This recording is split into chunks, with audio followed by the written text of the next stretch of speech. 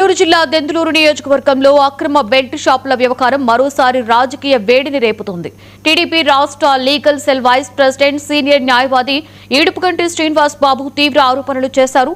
నియోజకవర్గంలో ఒకరి ఆధీనంలోనే మద్యం వ్యాపారం నడుస్తుందని, లిక్కర్ టెండర్స్ ను భయభ్రాంతులకి గురిచేసి అడ్డుకుంటున్నారని విమర్శించారు.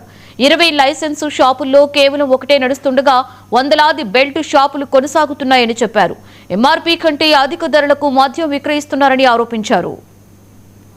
మా నాయకులు చంద్రబాబు గారు, లోకేష్ గారు, పవన్ కళ్యాణ్ గారు సంయుక్తంగా ఆలోచన చేసి అప్పటి వైఎస్ఆర్ గవర్నమెంట్లో లోపభూయిష్టంగా ఉన్న లిక్కరు అది ఎక్కువ రేటుకి అమ్మటం, సామాన్యుడికి చేరువలోకి తీసుకురావాలనే ఉద్దేశంతో నాణ్యమైన లిక్కరు సరసమైన రేటుకి ఇంట్రడ్యూస్ చేస్తూ ఒక పాలసీని 2024లో మా ప్రభుత్వం ఇంట్రడ్యూస్ చేయడం జరిగింది.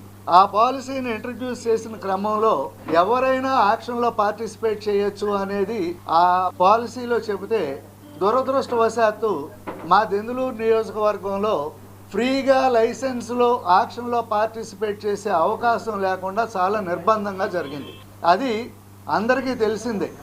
సాక్షాత్తు ఎక్సైజ్ డిపార్ట్మెంట్ దగ్గర వీధి గూండాలను పెట్టి యాక్షన్లో పార్టిసిపేట్ చేయకుండా ఆ రోజు మా దెందులూరు నియోజకవర్గ నాయకుడు తన దాష్టీకాన్ని ప్రదర్శించి సరిగా టెండర్లు కూడా పడని పరిస్థితి తీసుకొచ్చి ఈ రాష్ట్ర యొక్క ఖజానాకి కొంత గండిపడేటట్టుగా చేయటం జరిగింది.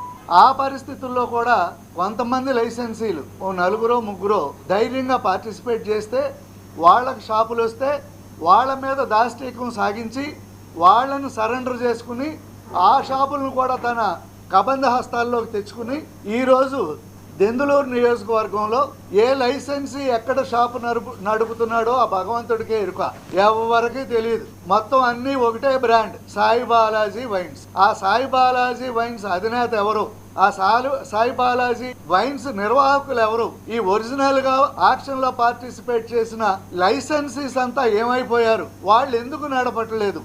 మా నాయకులు